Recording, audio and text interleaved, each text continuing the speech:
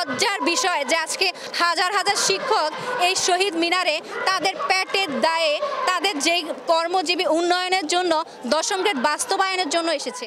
সবুজের বুকে লাল সে তো উড়বেই চিরকাল, ঐক্যের জয় সর্বদাই হয়। আজকে উপস্থিত আমরা সকলে আমাদের দশম গ্রেড বাস্তবায়নের জন্য কেন্দ্রীয় শহীদ মিনারে উপস্থিত হয়েছি।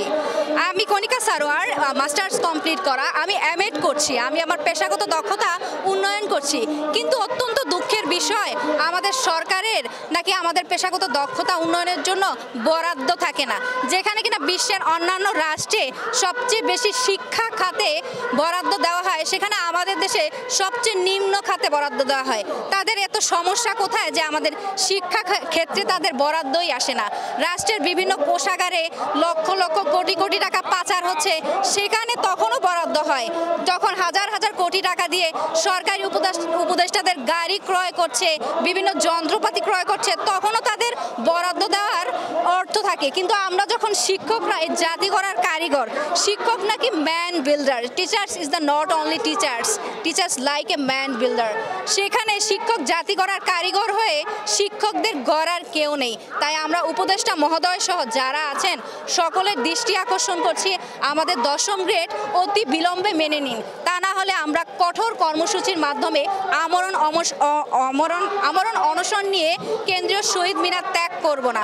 ইতিমধ্যে আমাদের বিভিন্ন ডিস্ট্রিক্ট থেকে ডিপিও কিংবা আমাদের উপদেষ্টা মহোদয় আমাদের বিভিন্নভাবে বিদ্যালয়ে যাওয়ার জন্য এক প্রকার কঠোর ব্যবস্থা নেওয়ার হুমকি স্বরূপ দিচ্ছেন। আসলেই কি আপনারা এটা ঠিক করছেন? আমরা কি রাষ্ট্রদ্রোহী? না, আমরা তো রাষ্ট্রদ্রোহী না।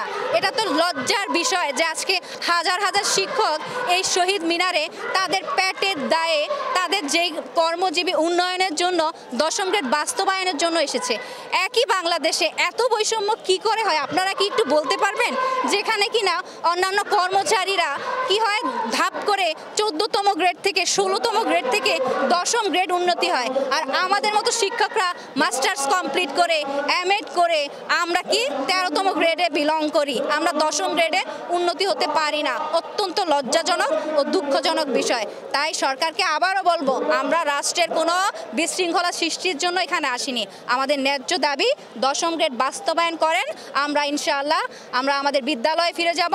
আমরা চাই না আমাদের শিক্ষার্থীরা তাদের ক্ষতি হোক, তাদের ক্লাসের কোনো সমস্যা হোক।